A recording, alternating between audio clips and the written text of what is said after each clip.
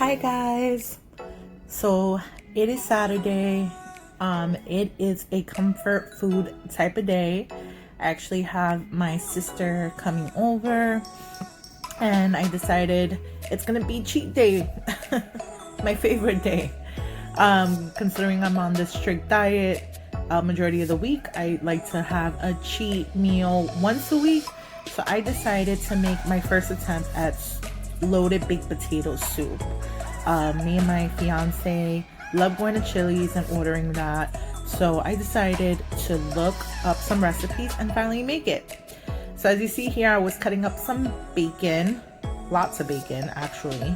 A lot of recipes I looked at said to cut up about 8 pieces, and I decided to more than double it just because I figured if bacon was left over, I could just keep it in the fridge. So here I am with my Dutch oven, and I'm putting the bacon into a cold pan because I really want to render down that fat. And I'm putting it a little more than medium heat. And I'm just going to cook that bacon down so it's extra crispy.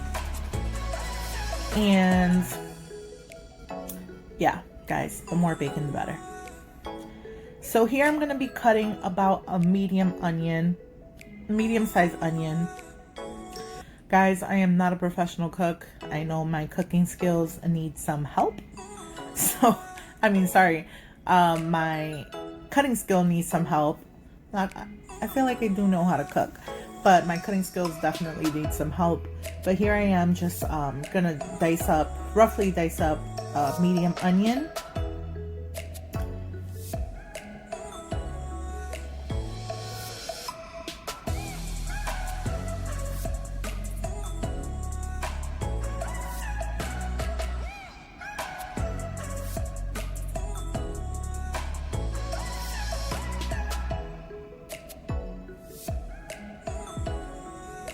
So it is just a typical Saturday, although my fiance and I, this is probably our first week in our new home.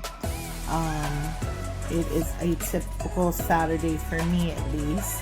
Even when I live with my mom and my sister and my stepdad, Saturdays is more like a stay at home, get things done that we can't normally get done throughout the week, and make some yummy food.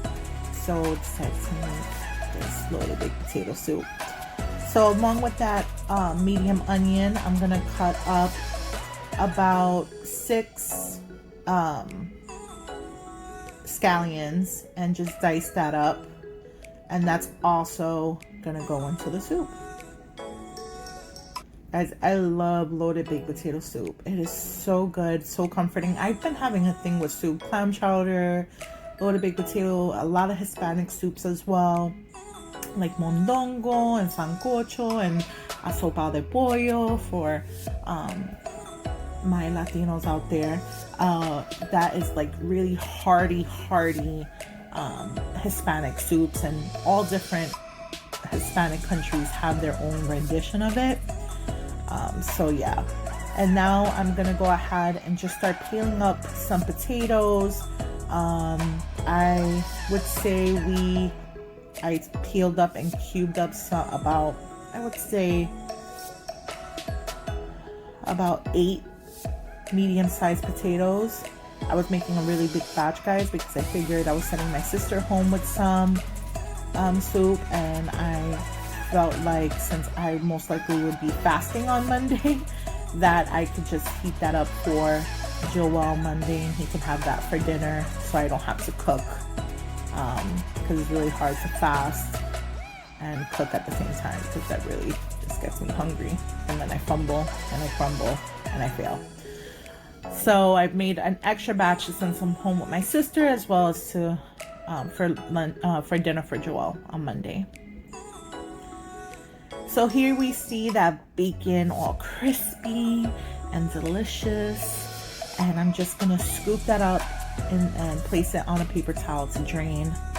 Oh guys, that bacon looks amazing. I could just snack on that all day, and I'm so surprised. You can tell I was busy while I was filming this, because I didn't even snack on it once. I'm so surprised at myself.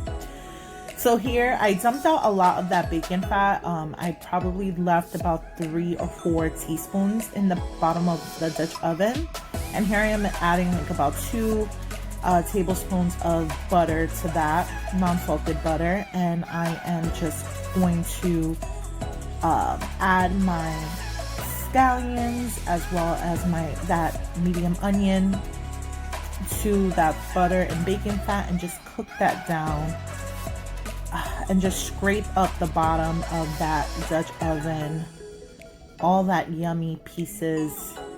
That's really gonna add flavor to the soup. Looks so good. Really shouldn't be doing this recording and this on a Monday when I'm fasting, because I so want to bowl right now.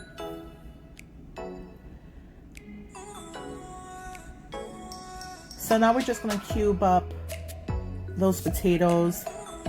Try to keep it the same size, guys, just because we want to keep as much as those pieces intact as possible. Now, for those that don't like to use a lot of flour in their loaded baked potato soup, as a thickener, it will be, and I think it would work, cutting some of those potatoes really small, because it can be used as a thickener. I think I'm gonna do that next time, just because my sister is my critic, and she did say that she thinks I added too much flour. So as you see there, I'm adding 2 tablespoons, and I added a third. And she did say that she felt like I used too much flour, so I probably would use 2 tablespoons, and maybe just because I was just afraid that it was going to be really watery. So I'll probably use 2 tablespoons going forward, and maybe just cut a potato really tiny so it can help with the thickening of the soup. My fiance said it was great, that he wouldn't change anything, but my sister's palate is really sensitive, so here I am just taking some chicken broth, and I am adding it slowly to that mix, to the onions and scallions and flour.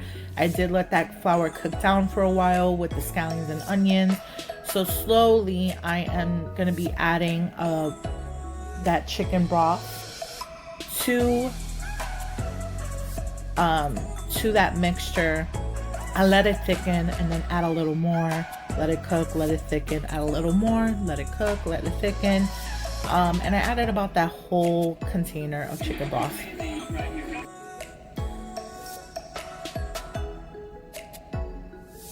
So I'm just scraping the bottom of that Dutch oven to make sure all those amazing flavors is going to be incorporated into the soup and not just stick to the bottom of that Dutch oven.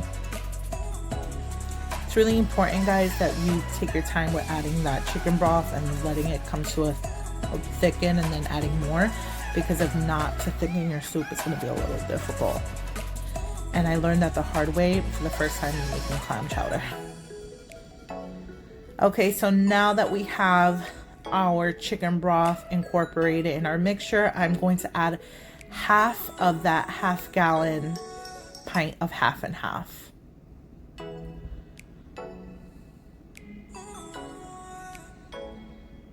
Yum. So good. I so want this right now.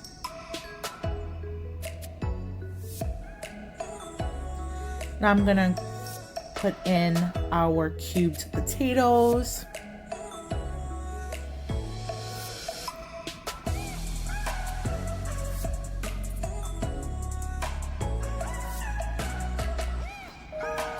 And let that come to a boil.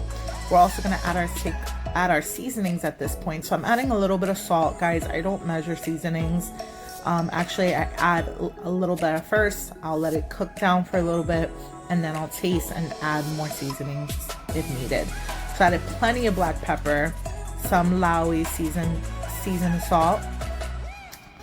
I love that stuff. Some garlic salt,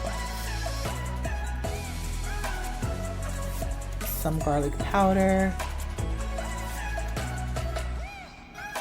and some onion powder is going to be added as well. One thing that was not filmed is that I did add about 2 tablespoons of minced garlic to the onions and scallions when that was initially put in.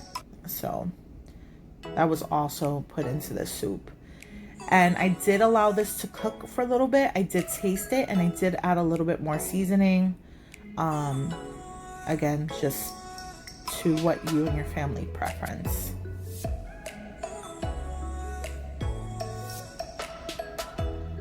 Guys, remember it was my first time making this, so but I think it came out pretty good considering. Again, the only adjustment I would make is adding a little less flour. So at this point, the soup has come to a thicken. The potatoes are a nice soft, pretty soft actually. So I'm just gonna add a half of block of cream cheese. Now guys, I researched a lot of recipes. There were some recipes saying cream cheese, some recipes saying sour cream. Couldn't make up my mind, so I decided to use a little bit of both. So into the soup, I added that half a block of cream cheese, and I'm going to add to this soup some sour cream. So I added about half of this container of sour cream to the soup. And the sour cream, I think the sour cream, the cream cheese just added a nice like tangy balance to the soup. It was so good.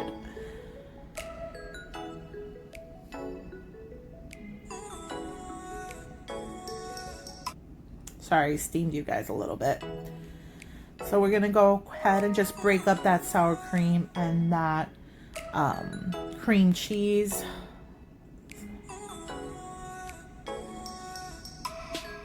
Now I added that whole bag of extra sharp cheddar, and I also added about 1/4 of a cup of just mild cheddar, sharp cheddar to this. I'm sorry, that's an oxymoron.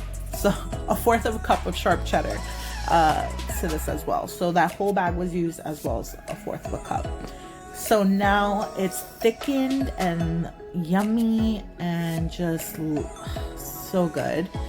And here I just topped it with some more cheese, some of that crispy bacon, scallions, and of course a piece of French bread. Guys, this was so good. Try it out. I hope you guys enjoy it.